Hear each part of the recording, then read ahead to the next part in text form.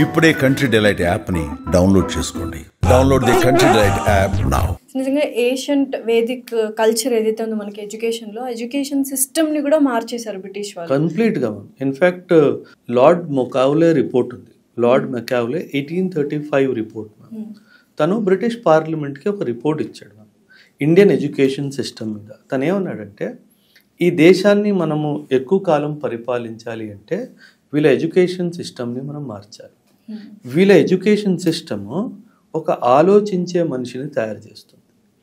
ఆ ఆలోచించే మనిషిని మనం తొలగించాలి. అప్పుడు ఏం చేయాలి? ఎడ్యుకేషన్ సిస్టమ్ని పాడు చేయాలి. అప్పుడు నుంచి అందుకే ఇప్పుడు పేరెంట్స్ సింపుల్, గ్రాడ్యుయేషన్ అయిపోయింది అనుకోండి, మీకు పేరెంట్స్ మీకు ఒక ప్రశ్న ఇస్తారు, నాన్న ఉద్యోగం రాలేదా? మనం ఉద్యోగం కోసం పుట్టలేదు, ఉద్యోగం మన మైండ్లో వెయ్యబడింది. బ్రిటిష్ వాళ్ళు ఏం చేశారంటే సొసైటీని డివైడ్ చేశారు.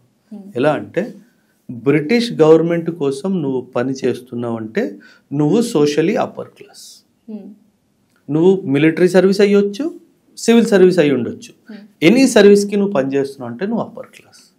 నువ్వు బ్రిటిష్ గవర్నమెంట్కి పని చేయట్లేదు అంటే నువ్వు ఎంత పెద్ద పని చేసినా నువ్వు లో క్లాస్.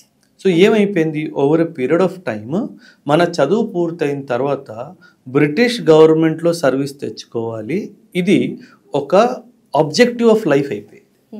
కానీ మన Vedic culture objective of life ఉద్యోగం అనట్లా. ఆబ్జెక్టివ్ ఆఫ్ లైఫ్ ఏమంటుంది, నువ్వెవరివి తెలుసుకోవాలి. సో వీళ్ళేం చేశారు, ఉద్యోగము అనే ఒక పురుగు మన బుర్రలో వేసేసారు.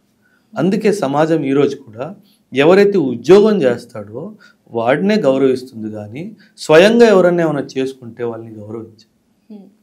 నేను చెప్పాను అనుకోండి, ఐఎమ్ అన్ ఐఏఎస్ ఆఫీసర్ అని చెప్పాను అనుకోండి, నాకు 100 పెళ్లి సంబంధాలు వస్తాయి. నాది ప్రైవేట్ బిజినెస్ అండి అని చెప్పాను అనుకోండి, రావు. ఎందుకంటే ఆ యాక్సెప్టెన్స్ లేదు. ఉద్యోగం ఉంటే అది కామన్ థింగ్. సో ఆ ఉద్యోగం అన్నది మన మైండ్లో వెయ్యబడింది. అండ్ ఇన్ఫ్యాక్ట్ ఇప్పుడున్న జనరేషన్ పిల్లలు చాలా lucky ma'am. I'm an 80s kid, okay. అప్పట్లో బిజినెస్ అనే పదం కూడా నెగటివ్. వినలేదు కాదు, విన్నాము. నేను బిజినెస్ చేస్తాను నాన్న, ఆ బిజినెస్ ఆలోచనే తప్పు, బిజినెస్ అనే పదమే తప్పు. సో మైండ్ని అలా బ్రెయిన్ వాష్ చేశారు. సో అలా మన మైండ్ని వీళ్ళు 200 years ఒక విధంగా కంట్రోల్ చేశారు, వాళ్ళు వెళ్ళిపోయిన తర్వాత ఇంకో విధంగా కంట్రోల్. అయితే ఈ మాట అన్న తర్వాత నాకు ఒకటి గుర్తొచ్చింది, అండ్ మేబీ ఇది కాంట్రవర్సీ క్వశ్చన్ కూడా అవ్వచ్చు. కాంగ్రెస్ పార్టీ ఎక్కడో బ్రిటిష్ వాళ్ళు స్టార్ట్ చేశారు అని విన్నాను. బ్రిటిష్ వాళ్ళు అని అనడానికి లేదు ma'am. Allan Octavian Hume, A O Hume అని చెప్పేసి 1885లో ఇండియన్ నేషనల్ కాంగ్రెస్ స్థాపించడం జరిగింది. ఈ ఏఓ హ్యూమ్ ఎవరైతే ఉన్నారో తను ఎవరో కాదు, బ్రిటిష్ సివిల్ సర్వెంట్. సో ఆ పక్షంలో తీసుకుంటే మీరు అన్న స్టేట్మెంట్ కరెక్ట్. ఇన్ఫ్యాక్ట్ ఒక థియరీ ఉంది మ్యామ్, అంటే పిల్లలు కూడా చదువుతారు, మేము హిస్టరీలో నేర్పిస్తాము, సేఫ్టీ వాల్ థియరీ అని చెప్పేసి. 1857లో రివోల్ట్ జరిగింది కదా మ్యామ్. ఈ రివోల్ట్కి ముఖ్యమైన కారణము బ్రిటిష్ వాళ్ళు కనుక్కున్నారు ఏంటంటే, ఒకటి హిందూ ముస్లిం ఐకమత్యం నేను చెప్పాను కదా ఇందాక. రెండో కారణం వాళ్ళు ఏం కనుక్కున్నారంటే, వీళ్ళకి పొలిటికల్గా వాళ్ళ అభిప్రాయాలు చెప్పుకోవడానికి ఏ ప్లాట్ఫామ్ లేదు. సో వీళ్ళకి ఒక పొలిటికల్ ప్లాట్ఫామ్ ఇస్తే ఇది రివోల్ట్ అవ్వదు అని ఒక ఆలోచన. సో ఆ పొలిటికల్ ప్లాట్ఫామ్ ఇవ్వడానికి బ్రిటిష్ వాళ్ళు చెప్తే ఏఓ హ్యూమ్ స్టార్ట్ చేసింది ఇండియన్ నేషనల్ కాంగ్రెస్ అని ఒక సేఫ్టీ వాల్ థియరీ. 79 ఏళ్ళు అయింది స్వతంత్రం వచ్చి. సో మీ ప్రకారం నిజమైన స్వతంత్రం వచ్చింది అనుకుంటున్నారా? నా ఇండివిజువల్ ఒపీనియన్ నేను ఇస్తాను మ్యామ్. స్వతంత్రం పొలిటికల్గా అయితే 47లోనే వచ్చేసింది, కానీ సోషల్గా ఎకనామిక్గా ఇంకా రాలేదు. సోషల్ అంటే సామాజికంగా కానీ ఆర్థికంగా కానీ ఇంకా రాలేదు, అది రావాలి. ఇన్ఫ్యాక్ట్ ఒక రిపోర్ట్ రీసెంట్గా ఒక రిపోర్ట్ కూడా జారీ అయింది.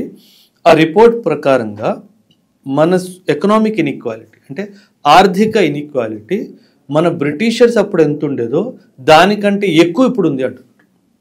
అంటే డబ్బు ఉన్నవాడు ఇంకా బలవంతుడు అవుతున్నాడు, లేనివాడు ఇంకా పేదవాడు అవుతున్నాడు. అంటే just see the figures ma'am. Only 3% of the population of India is holding more than 80% of the wealth. అంటే 3% మంది దగ్గర 80కి పైగా శాతం డబ్బు ఉంది, డబ్బు ఆదాయం వెళ్తుంది. అండ్ బాటమ్ 20 దగ్గర 3% కూడా లేదు. సో ఇన్ఈక్వాలిటీ పెరిగిపోతున్నాం. మనం ఈ ఇన్ఈక్వాలిటీని తగ్గించడానికి ప్రయత్నించాలి. అండ్ సోషల్గా కూడా, సామాజికంగా కూడా కొన్ని బాధ్యతలు మనము యాజ్ ఎ కంట్రీ కానీ, as a citizen of this country కానీ అవన్నీ నెరవేర్చిన రోజు ఖచ్చితంగా మన దేశం నిజమైన స్వాతంత్రం వచ్చింది అని నేను భావిస్తాను. సుమన్ టీవీలో మీ పర్సనల్ అండ్ బిజినెస్ ప్రమోషన్స్ కోసం కింది నెంబర్కి కాంటాక్ట్ చేయండి.